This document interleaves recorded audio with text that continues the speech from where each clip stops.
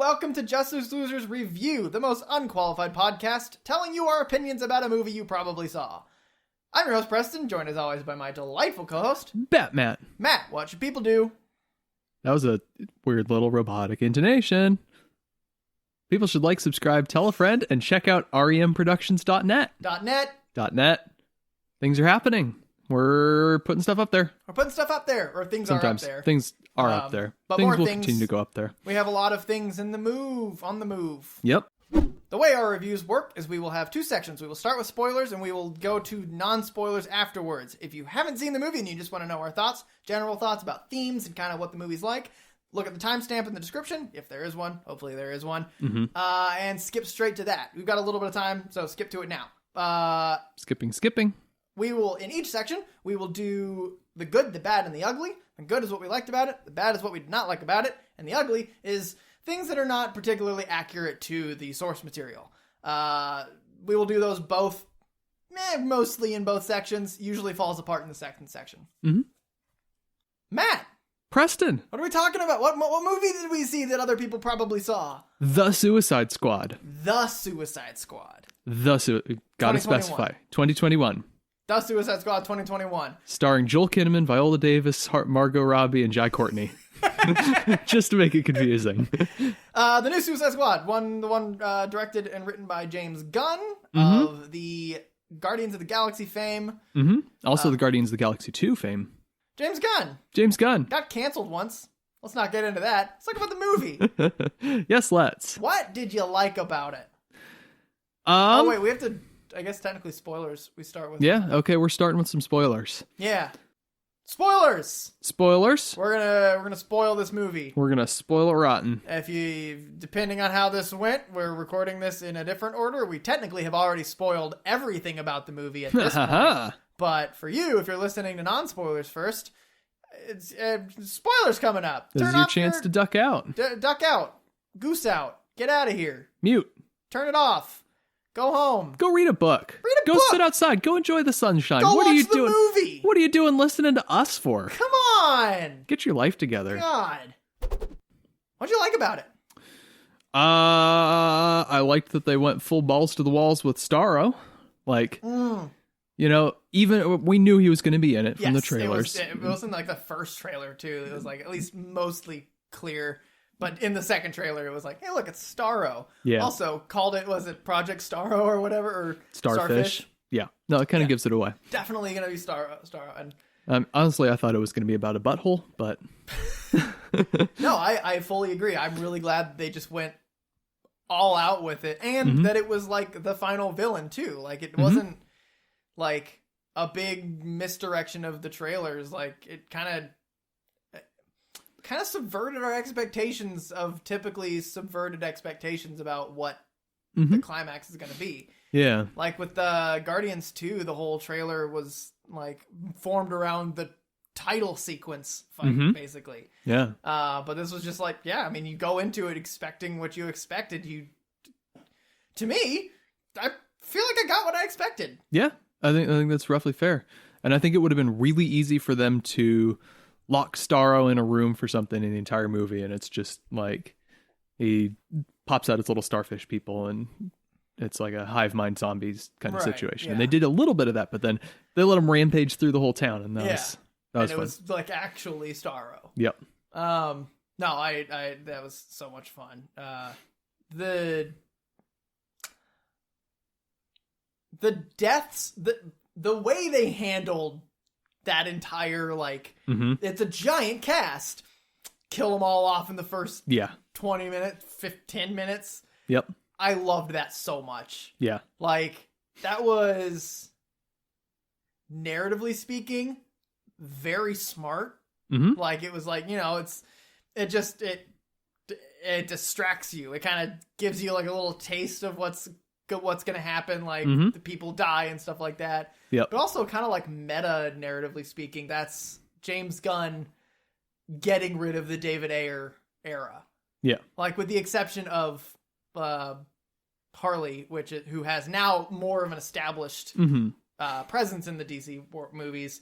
Jai Courtney, as much as he's a great Captain Boomerang, still a remnant of the horrific Suicide Squad movie. Yep. Again, not David Ayer's fault. Nope. There's a lot of interesting reasons behind that. We're not going to get into it. I think we had an episode about that. Did we?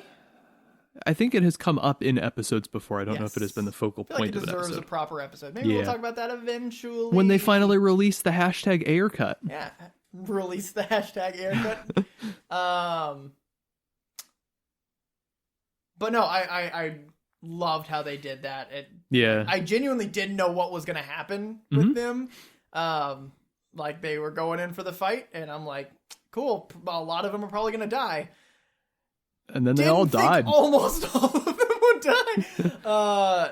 And it was just like, it felt natural that like they died. Like there was like the Harley Quinn being able to run through the entire field without getting hit. But I mean, Blackguard just getting shot in the face immediately. Yep. The Weasel death was hilarious. Like, just did anyone check to see if the Weasel could swim? It's just like, the unacknowledged truth that sometimes the fate of the world lies in the hands of some really underpaid office workers that forgot to check if the Weasel could swim. Yep. Or if Bloodsport's afraid of rats. Yeah. Yeah. Yeah, no, it's a great way to set the tone. And I kind of like and dislike that the movie, the entire movie is just the one story. Yes. There is no setup. There is no pre-mission. This totally could have been the sort of movie where they spend the first 30 minutes introducing a bunch of characters on like a little separate secondary mission that doesn't relate. Right, and that's what I thought was going to happen. Is I genuinely thought that it was going to be like, this first mission has all of these people, and they're all going to die, or like people are going to go haywire, and then like something's going to happen where they are the ones responsible for setting off the second mission, so they have to go do it. Basically, like clean up their own mess, and it's a new team and stuff like that. But no, I completely agree. From the get go, it's the mission. Yep. Flashes back to explaining some stuff. Sure. But I 100% agree. Yep. And I love that he almost tells a joke with the structure where he's like, here's this first mission and it's going really horribly. And you're like, okay, well, this is just the cold open and Flag's going to extricate himself somehow. And then we'll do the real one. And then it's just like cut to the other beach. Yeah. And they're just rolling on shore. Yep. And they're like, like the explosion. Like, what is that? Nothing. Distraction. Don't worry about it. Yeah. And just like, I mean, it also narratively tells a very good story about how Task Force X is run. Yep. Like, they are expendable. Yep. And like, they were like, oh, everyone's chosen specifically for their abilities. And all of those that are just like, they shoot good.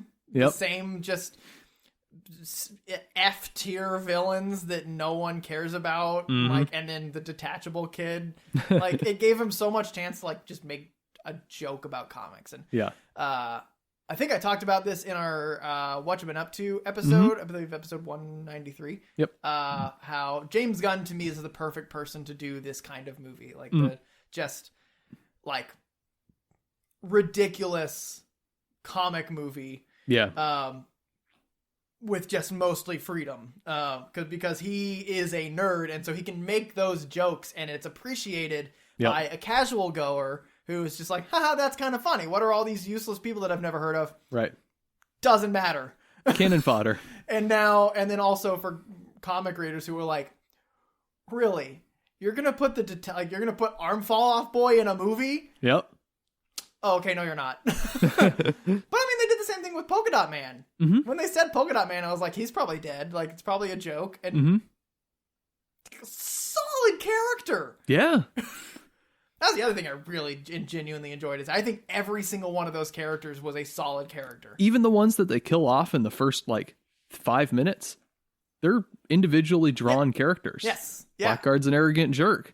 Savant is angry bird murderer, which I love the little karmic payback. Oh my god! I really thought that they were going to play that back in larger scale, because they had that whole scene of the general burning the aviary later on. Oh, and I was so sure that they were going to play that back, and it was going to be like something catches on fire or something like that. But it didn't really work out. Yeah. I wonder if there was an alternate way he was going to do that, but like, yeah, no, yeah.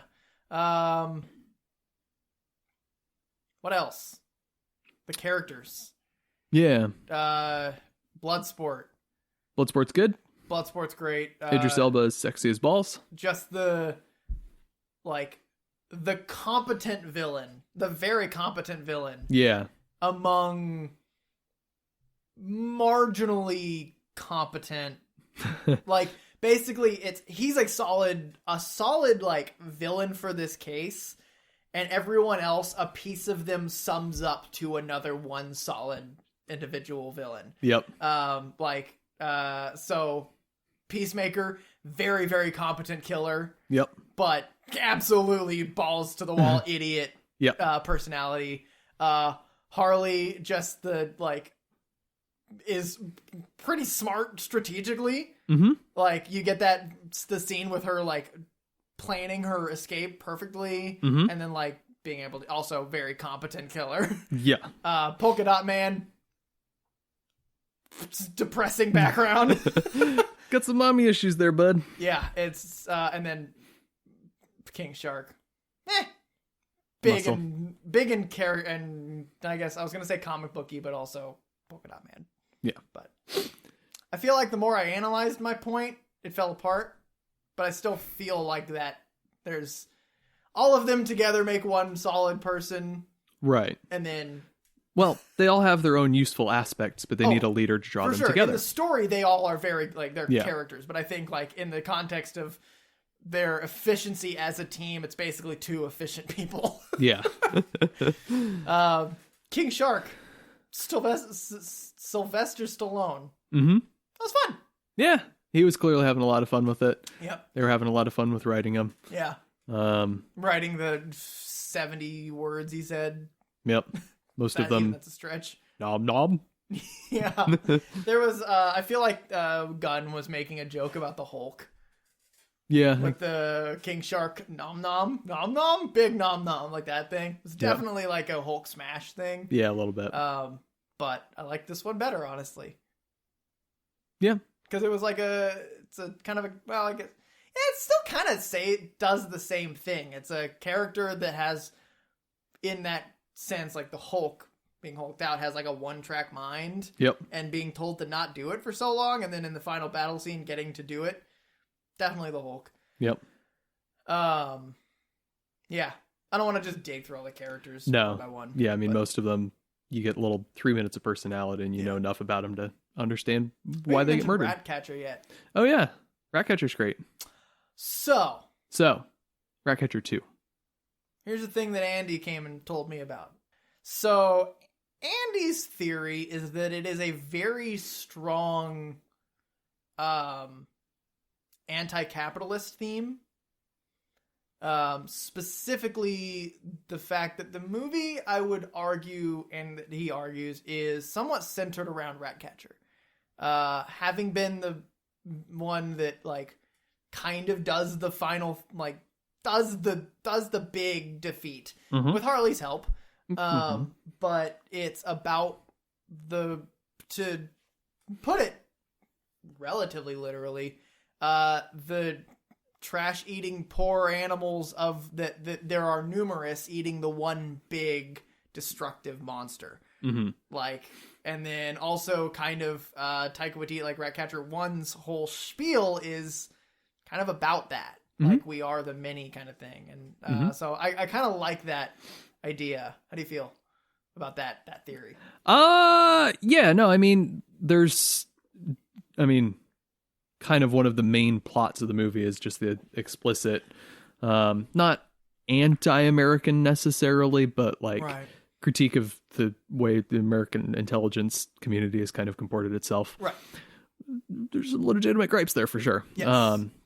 But yeah, it's something that is, the movie I think at least feels like it's speaking truth to power. I don't know how effective it was as anti-capitalist. I never read it that way. Okay. Maybe more anti-imperialist. Possibly. Because, yeah, there's nothing that really ties into capitalism about it, but it's Yeah. about power and using the power to conquer. And Yeah. Okay. Yeah. I agree. Yeah. Starro I the guess- Conqueror, not Starro the Robber Baron. Right. Yeah. No. Yeah. Okay. Maybe that's what he said. I also he told me one time, Mhm. and I was like, oh yeah, and like kind of in passing, so I'm just like regurgitating it because I kind of Mhm. liked it. Maybe he said anti-imperialist. Yeah. No, But- and I mean it. ADHD Mhm. memory is as solid as air. Mhm. So Yeah. No, the rat thing still plays into that. Like the Yes. oppressed peoples, the people that have been downtrodden, and I mean, yeah. and that also plays fairly literally with the rebels. Sure. Rising up and saying I'm the president now, basically. Yep.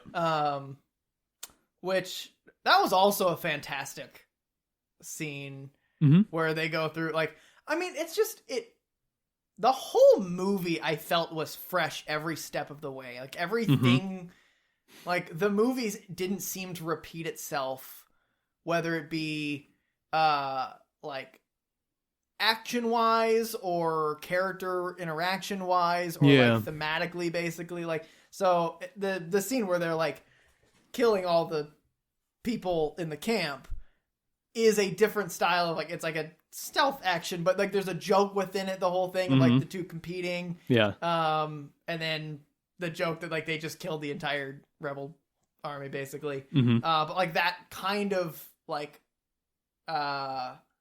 testosterone battle Mhm. didn't happen again, which is good because it just would have been old if it happened again. Right. It came back a little bit, like their rivalry Yeah. obviously came back with the killing, Yeah. but not killing, I guess. Thanks, post-credit scene. But they didn't overdo it again. Right. They used it as a launching point. Yes. Yeah. Point of direction. Yeah. Did you have a favorite kill in the movie or favorite death? Did I have a favorite kill or death? Probably the weasel. He didn't die though. Oh, that's true. Damn it. You fool. I don't know. I think, you know, if the weasel was dead, then it would be the weasel. Right. Maybe arm fall off boy, Mm-hmm. because his arms were the ones getting shot, but he was just like flopping around over there. Like, he wasn't actually getting shot. He was just in pain.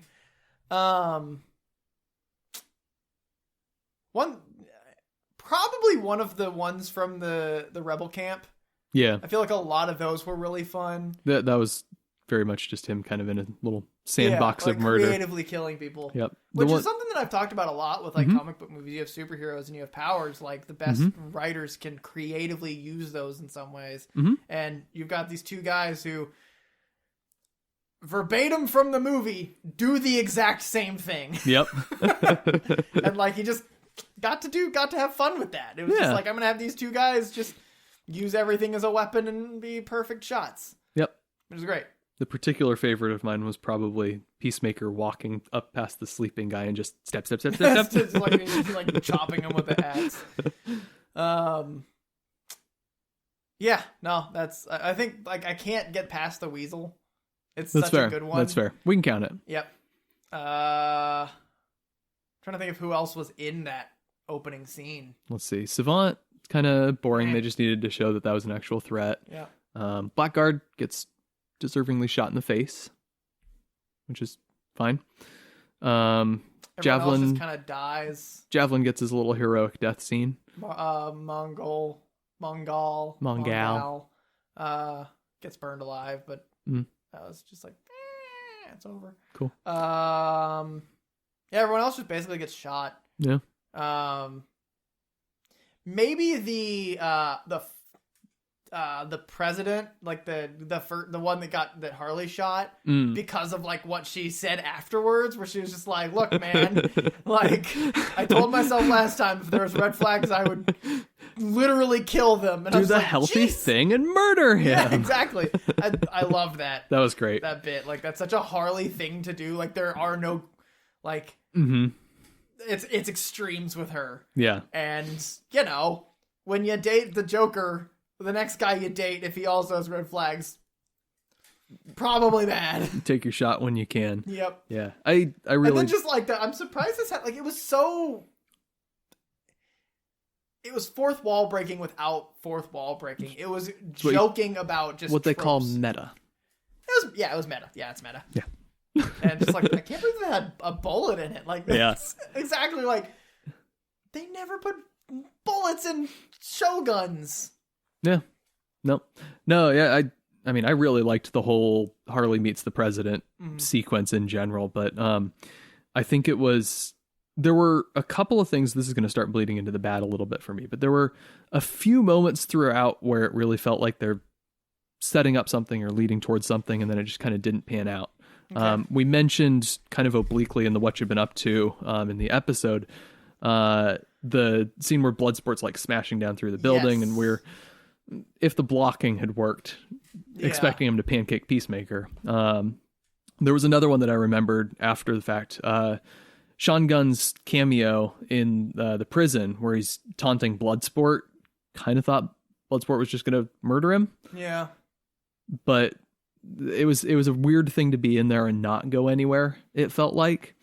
And the whole Harley scene, I was like, man, am I okay with her just like falling for this dude because he's handsome and like not seeing what's going on here? Yeah. And then the gun cabinet gets smashed, and I'm like, oh, she's gonna pick up a gun and shoot him. Yeah. And it dragged on for so long, I'd already let my expectations down.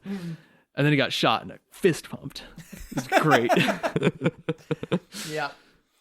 The scene transitions or the section titles. Yes, very cleverly done. I loved those so much. Yeah. Every single one was like just like I wanted to know how it was done. There was the one that was the junk that like lined up to be. I love that kind of art in general where like you'd have perspective is everything kind of stuff. When you saw it, it looked like it was just going to be a bunch of junk set up in that way. But as it like passed over, you could see that it was that lineup thing, and that made it even more satisfying. Yeah.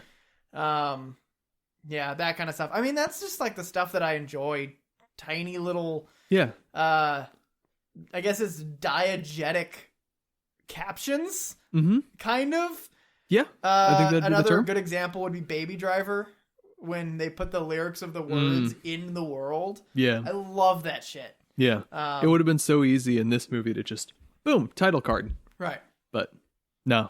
But they did the fun stuff with it. Went the extra mile. What else was good? I mean, we talked about characters a little bit, just like their creation, but like also every single character had a fantastic arc. All of them like got some sort of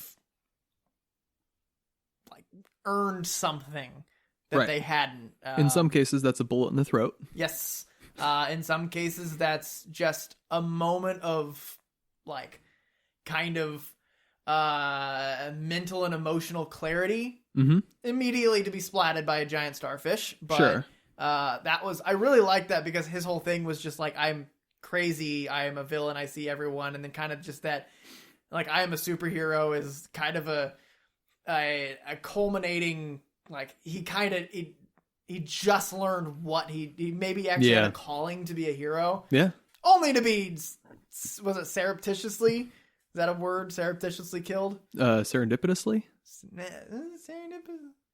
Suddenly killed. Suddenly splat. Yeah, exactly. So not going to get much fancier than that usefully. Nope. Yeah, no, just all of it. Any other good for for spoilers? Like anything else we can address? John Cena's biceps. John Cena's penis.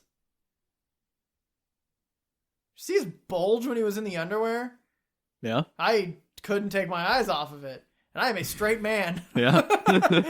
Yeah, it was like riveting. It's just like, you can't take your eyes off of it. It was a fantastic like storytelling going on at that point. But like, I mean, and that also is just, we talked about this a little bit, that you think your style of, or like what you enjoy doesn't particularly line up with Sean Gunn or James Gunn. Yep. I think I do like his stuff. Okay. Does that mean you're willing to go on record saying Guardians of the Galaxy is a good movie?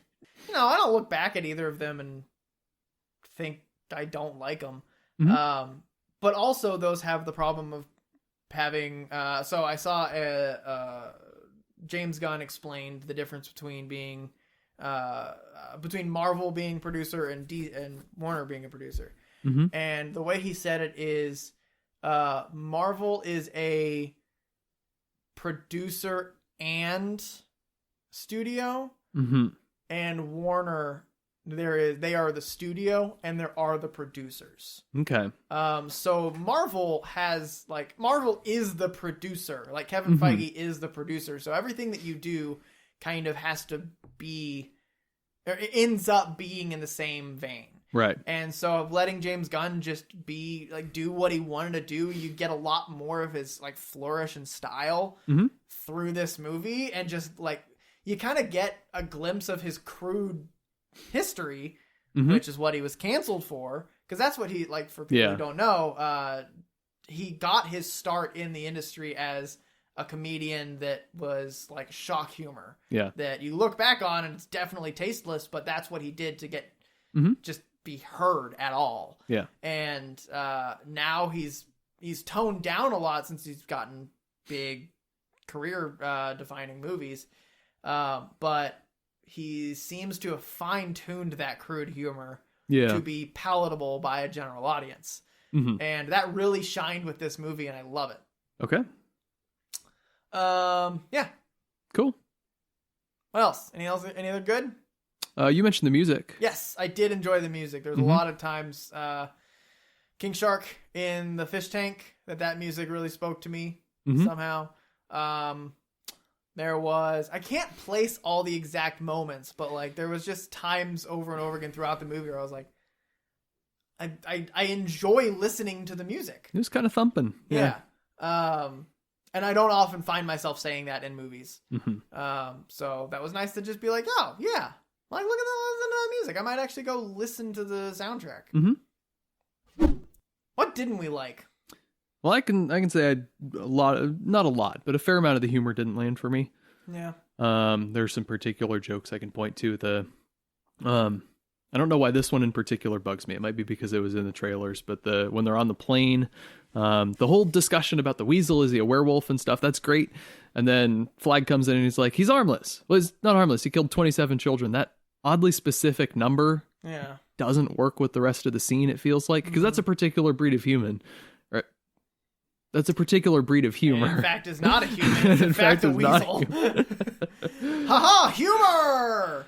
Jokes. We got something resembling jokes. Yeah, no.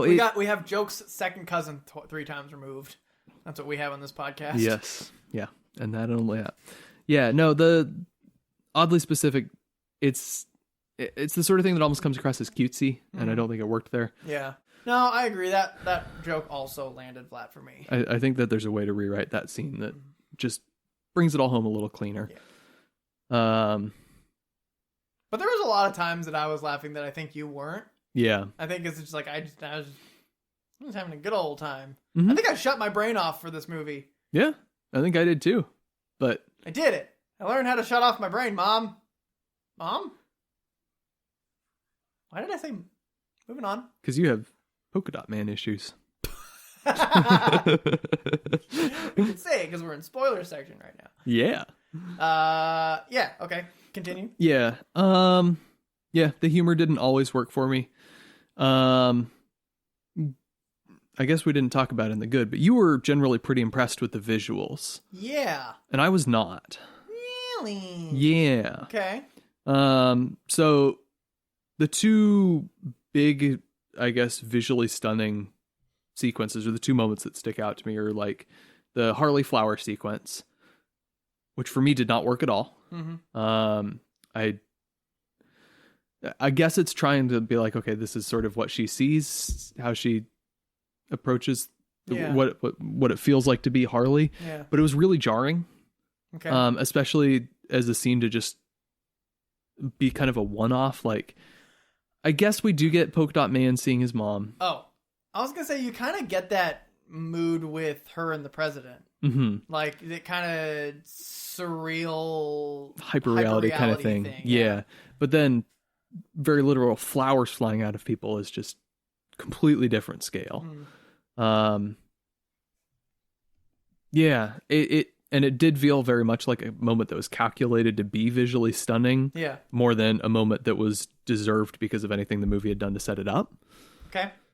At least that was my take on it. Right. Yeah. Well, I mean, what you're saying makes a lot of sense. Mm-hmm. I just liked it. That's fair. Yeah. I have no other rebuttal besides the fact that I just liked it. It was fun to look at. Yeah, that's fair. That's entirely fair. Yeah. Yep. And then the other one was Starro tromping around. I never was entirely convinced that he was actually present in the scene. Okay. The CGI was good. And I really liked the way the character itself was done. Like, I don't know how they did it, but they communicated that the alien starfish was having that internal moment of panic when a bug is crawling on you, when the rat started crawling on it. Yeah. You could see it in its giant lidless eye, but in general, it was very much like, okay, there's a giant cartoon tromping through the streets and they're going to go after it. Yeah. It took me out of the final battle a little bit, I think. Gotcha.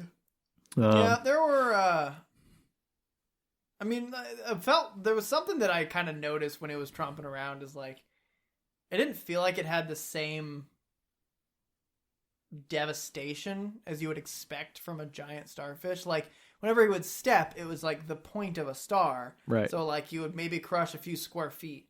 Right. But, like, I mean, most of his damage was kicking through things. Right. But, yeah, that was something that I felt like it wasn't, like, we weren't seeing Starro destroy as much as we were seeing have been destroyed.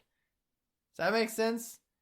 His wake looked worse than what it seemed like he was doing. Yeah. And that was something I was just like, who destroyed all this? I'm kind of wondering in retrospect if my issue with the visual was if there was something with the lighting or the shadows that was off. Yeah. Because thinking about it, there were a lot of moments where things felt unnaturally lighted or shaded to me. Just in general, I think the visual palette just didn't agree with me so much. But Starro in particular, it might have just been that shadows were placed wrong or something. Yeah. So I'm not sure. It just it did ring false to me a little bit. Gotcha. Okay. What else? Let's see. I mean, honestly, like I loved this movie. Like, Mm-hmm. and I think I'm looking at it rose-tinted glasses too much. That's fair. And I did shut my brain off too much that I was just like not observing anything bad. Yeah. But like I feel like as you keep saying things, like, kind of reminds me. It'll at least remind me of things that I either didn't like or like, you know, it's like that wasn't great. Yeah. The Thinker. Mm-hmm. I wasn't a huge fan of him. Broadly speaking. He kind of felt like a character that they were trying to go 6 different directions. Oh, okay. Let me rephrase. He felt like a character that they had a coherent vision in the like notes for when they were writing the script. But when they put him on screen, the order we get information about him feels like he's like 6 different characters. I agree. That was the same thing I was going to say. It's like, I'm not entirely certain where he stood.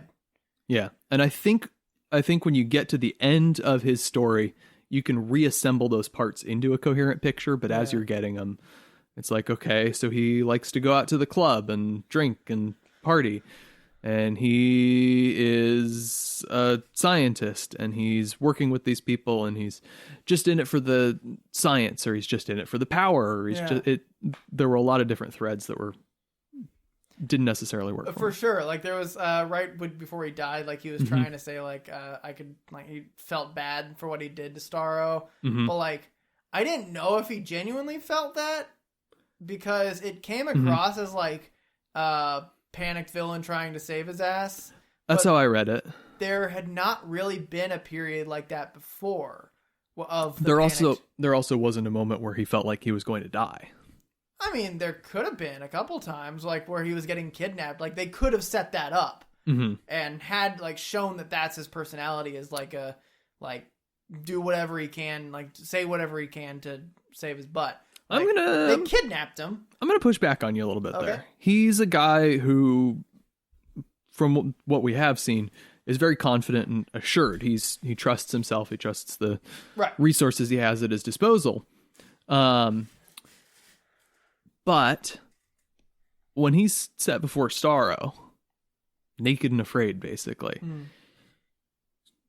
he's at Starro's mercy, and he knows that. And that is a situation where he has no control. Yeah. And I think that's something that breaks down even a very confident exterior. Right. Very confident guy. Being kidnapped by some thugs, that happens every other week for him, probably. Yeah. Okay. I'm not convinced. Refuted! Duly noted. Not particularly convinced, but I am not that attached to that issue. Okay. The issue I just remembered that I did have, that's not how hard drives work. How do hard drives work? Enlighten us. Some files are on that thing. Some files are on that thing, but not the entirety of the Starro project. No.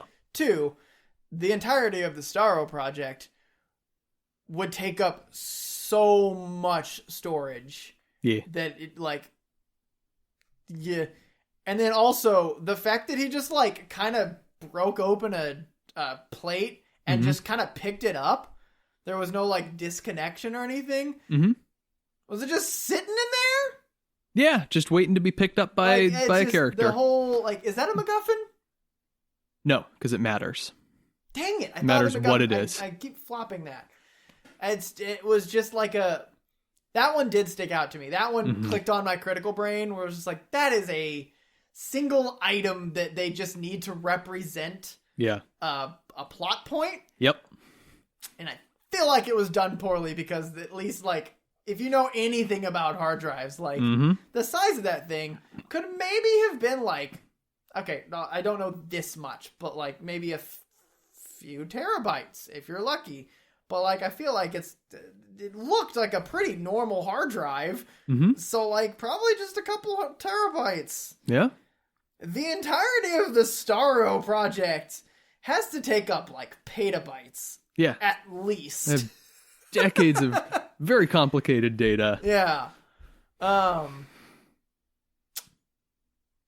I couldn't tell if when they showed the video of Starro being brought in, like, if he killed the people, like, when he, like, the president, they saw the Starro, like, released and kill those people.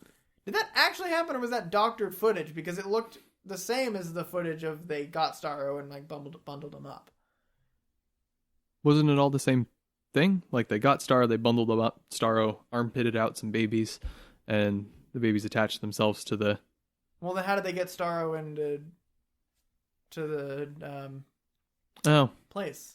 Plot hole! Like, no, like that, I think, I don't know if it wasn't clear to me. It felt like that first footage was like, oh yeah, this is what it was. And then we'll see how it happens later.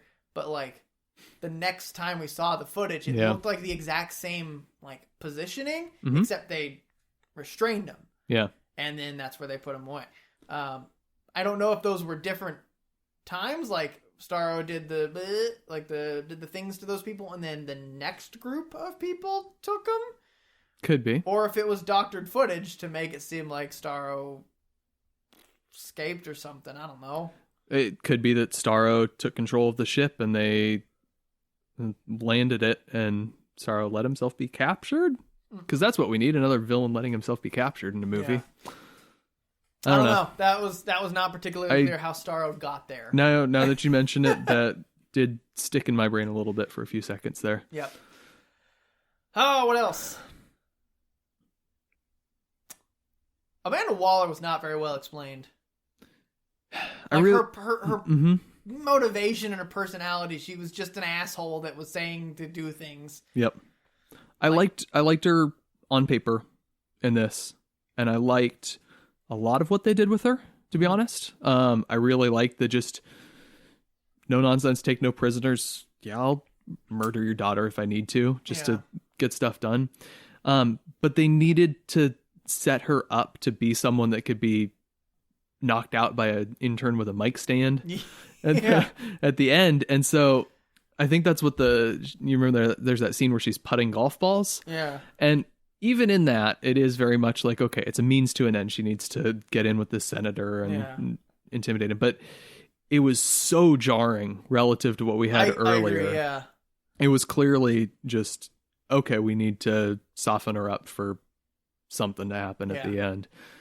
And I'll address this a little bit more in Ugly, but to add on to my with Waller, so Kaylin, when she's watching the Star Wars movies, not Star Wars, Harry Potter movies. Oh, those are different things. Yes, they are. As it turns out, when Kaylin's watching the Harry Potter movies, she's watching them with the supplemental knowledge of what's in the books.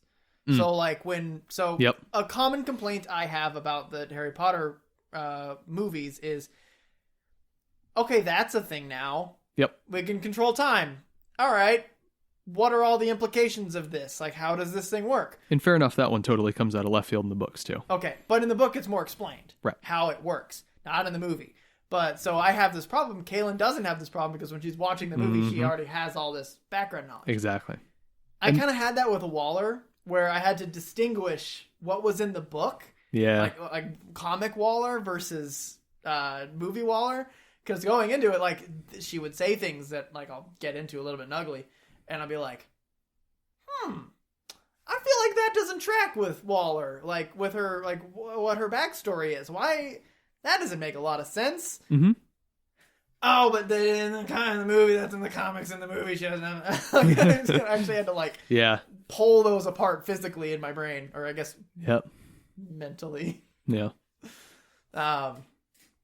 I guess when I say physically, I mean, like, I had to put a conscious effort into doing it. Yep. That's what I mean by physically. But I don't know if we don't have any bad. I can go into that. Let's see. Go into Ugly. I did want to complain a little bit about some of the characters. Okay. I liked Bloodsport. I liked the way he was handled. I liked Peacemaker, the way he was handled. I liked Rick Flag, the way he was handled. I liked, generally, Polka Dot Man. He was a bit more of a one-note character. Yeah. But it was a fun note, and David Dastmalchian is That's how I say it. Okay. And I liked Ratcatcher, but I wasn't sure where the thematic justification came from for having the swarm of rats be the thing that won the day in the end. Question: did she come from Cartamalt? No, Portugal. Portugal. How did we know that? It's explained in one of her little backstory expositions. Okay. Because when you get, like, Taika Waititi actually talking and doing the stuff, it pans out to show the city. Mm-hmm. And I guess I missed the Portugal part because it was, like, landing on the city, and I'm like, should I recognize this city? It seems to be landing really hard. Like, I guess which was thematic for her story of, like, we are the people kind of thing. Like, what was the thing that Taika said, like, right at the end? What was his whole point? Oh, because I did, rats honestly, are the I'll most... be honest, I totally zoned out during that spiel because I was like, Taika Waititi! That's Taika Waititi! We didn't know what Taika Waititi was going to be, but he's Ratcatcher 1! That's Taika Waititi! And then it panned to the city, and I'm like, what did I miss? I'm not going to get this verbatim, and my phone's dead, so I can't look it up, but it was like, rats are the lowest and most despised creature. They're treated like vermin, or however it's said. Right. But if there's hope for them, then there's hope for us. Or something to that effect. But there wasn't a thing about just like, they're everywhere, or like, we are, like, that's what we are. Maybe. I mean, I think that may have been what the shot was meant to be. Yeah, it's like, that's absolutely. what we are. It's like, it tried to look at the city and like, this is people. Mm-hmm.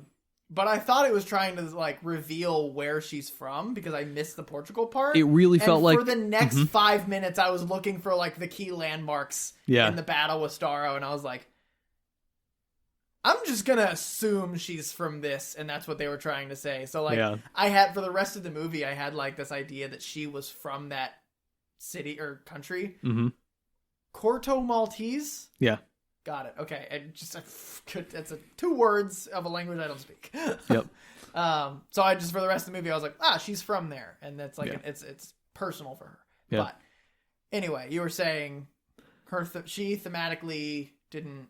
Yeah. No, I mean, she definitely earns her moment of triumph, but just the rats. I guess like it sort of ties in with the imperialist thing and the rebels taking down the government, but that was also very much like a let's pick this up mid-second act and kind of run with it from there. Right. It felt like they wrote the movie and then were like, hey, we can kind of graft some of these themes onto it. Yeah, I don't know, didn't quite work for me. Yeah, it felt like each character had their own theme. Mm-hmm. Which I felt like kind of worked. Yeah, no, up to a point for sure. Yeah. It was like each one represented a theme of like what James Gunn was trying to say. Mm-hmm. That, I mean, thank God it wasn't the full like 14 character all having a different theme. It was like, oh God. Yeah. I'm so glad that it just went from like, oh, look at all these people, and James Gunn it's just James Gunn pulling a bunch of cameos and getting hype, and then just being like, ha, tricked you into watching my movie. Yep. Okay. Should we get into Ugly? Do you have anything else you wanted to? No, I don't think so. Moan about. All right. No, not particularly. So let's talk about Ugly. Well, I mean, right off the top, I want to say, so accurate. Okay. All over the place. All right. God, okay. There's a few like pretty large differences that are needed. Big one mainly is Bloodsport. Was a Vietnam War draft dodger who went to Canada, and then his brother went to Vietnam in his place, and then got killed in either killed in Vietnam or crippled in Vietnam. I can't remember which one, but you know. Sure. Got the bad done to him in Vietnam. Yep. And so he went crazy and started to kill people. And did, in fact, shoot Superman with a kryptonite bullet. That is an actual comic. Hey, so, love it. He existed for 3 issues. Great. So that was like, so it's a little different. They didn't say that that's what happened in his past. He doesn't have a daughter in the comics. That's definitely them just trying to go for the Deadshot character. Yeah. Capitalize on that a little bit. Yep. Waller, what stuck out to me with her is her whole history is basically her husband was killed, her daughter was raped and killed, and our other daughter got like killed. Like her whole family got torn away from her in like just terrible ways. And she was like, and she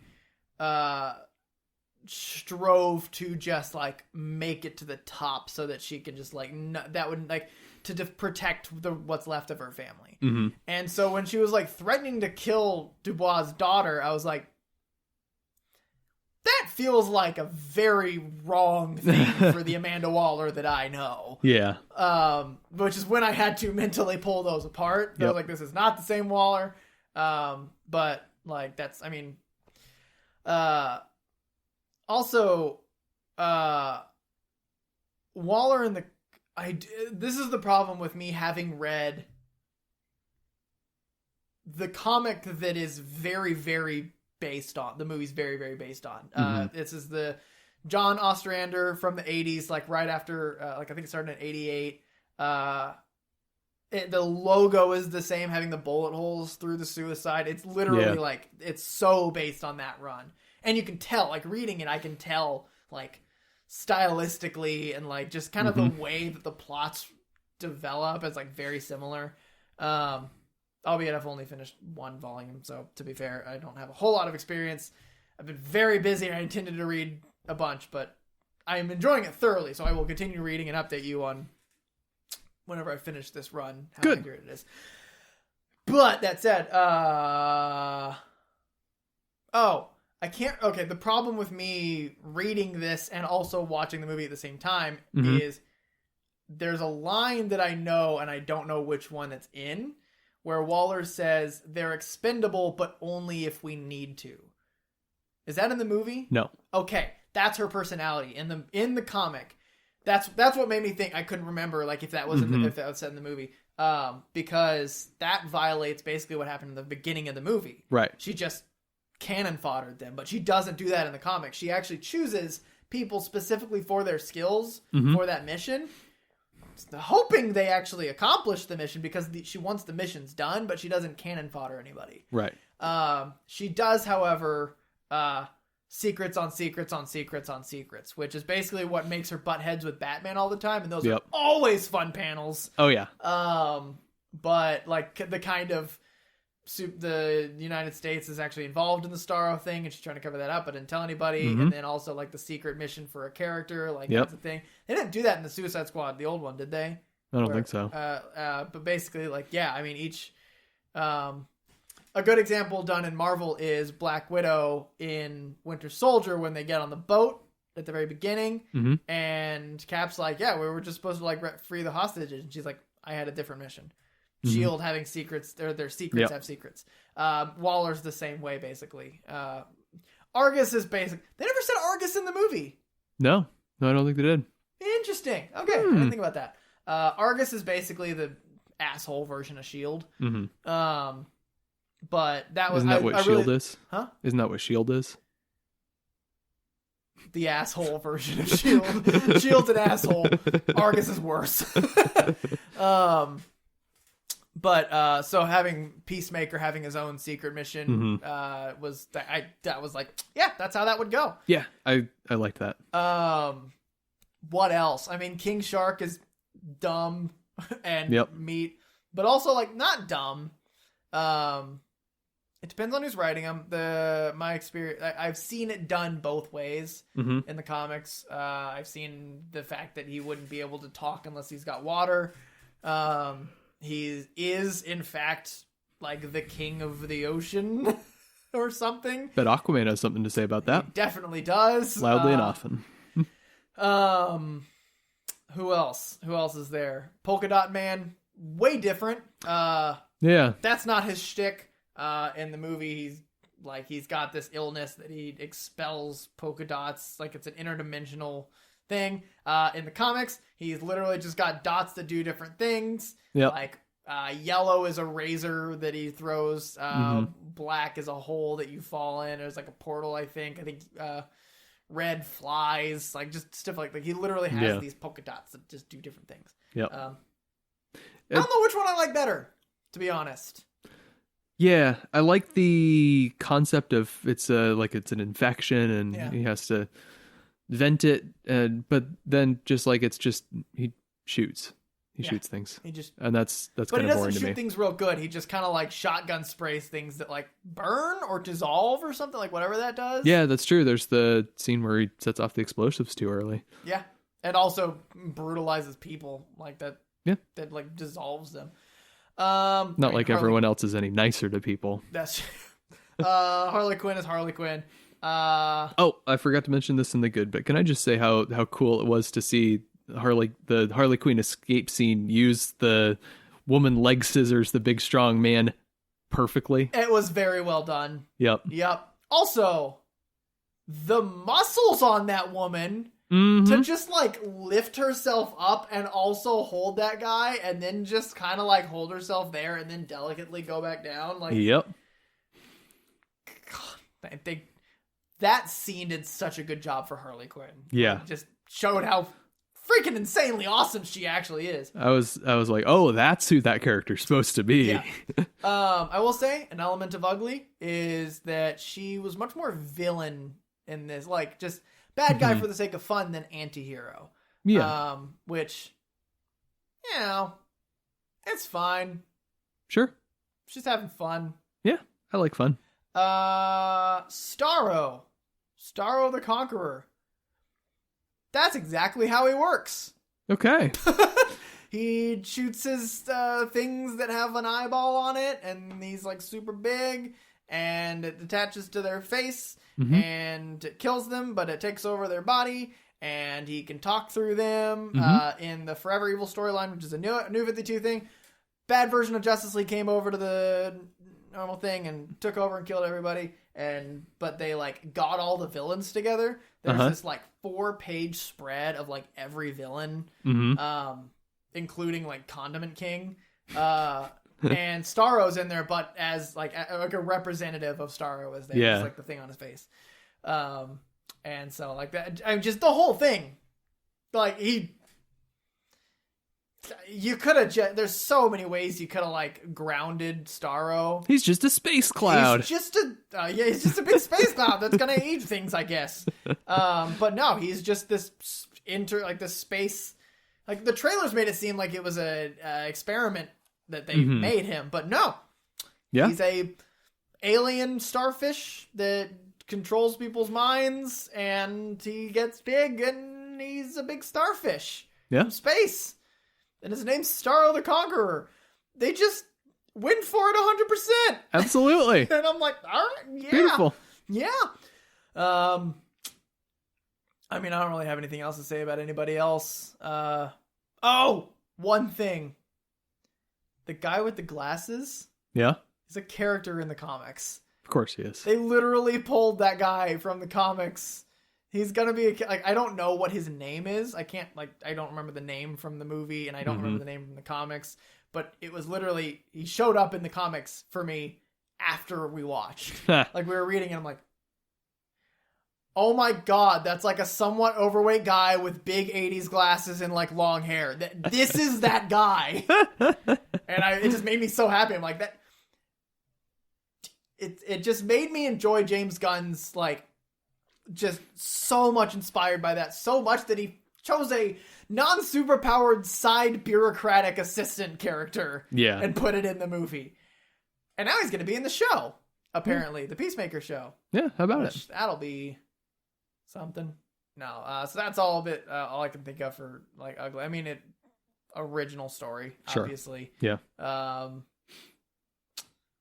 Yeah. Matt, what do you rate it? I'd give it a solid 6. All right. Probably tending towards a high 6, but I didn't love it. Yeah.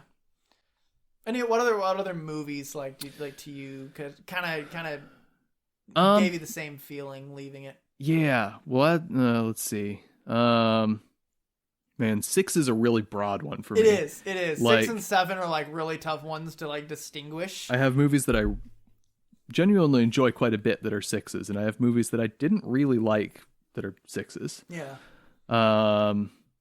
In particular, this one probably feels kind of like something. Wow, you are stalling hard.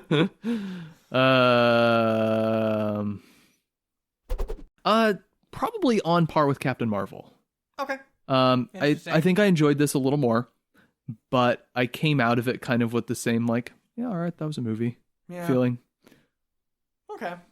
I'm putting it at a solid 8. Okay. Like, pushing 9, but it's not quite there. Like, wow. it won't be a 9. Like, I don't think even in a rewatch it'll become a 9. But like, it's a high 8. Yeah, no, I genuinely enjoyed it. I would absolutely go watch it again. If someone else wanted to go watch it. What was the movie that just came out? Oh, Black Widow. Like, I think that was a 7 pushing an 8 for me. Okay. And I like, and that like an 8 is like, I will absolutely watch it again. A Shazam's an 8. That's the kind of one I equate it to. Yep. Where it's just like, it's a fun movie. I enjoy it like all the way through. And I think the jokes to me, like, it's the delivery that are fun. Not just like, it's not a surprise humor. It's a delivery humor. And surprise humor is the one that doesn't have rewatch value because you know it's coming. Right. But, yeah, like I would absolutely watch this again. I'll go see it with other friends if they want to go, or if someone buys it on HBO Max. I'll watch it. I think it's free on HBO Max. Oh, is it free? I think so. That was a terrible idea. That's why they lost a lot of money. Godzilla vs. Kong made some money. Yeah. But also it's rated R, so. It's true. But no, I'd watch it. Maybe I'll watch it again. If it's free, I'll just watch it again. There you go. Yeah. I wouldn't buy a ticket to it again, but I might watch it on that's HBO at some point. That's the thing, is like, I mean, Yeah. I don't really want to buy a ticket to I a guess movie twice in general. Yeah. I guess a good threshold for me is if Hannah wanted to go see a movie after we reviewed it, how willing would I be to pay for that second That's a pretty ticket? good threshold. Black Widow, I would have paid for that second ticket. Gotcha. Suicide Squad, I would not. Yeah.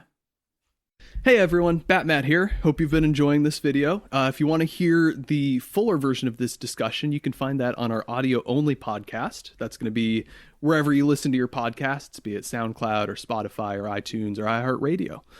Appreciate you watching this far, and we hope you listen on further.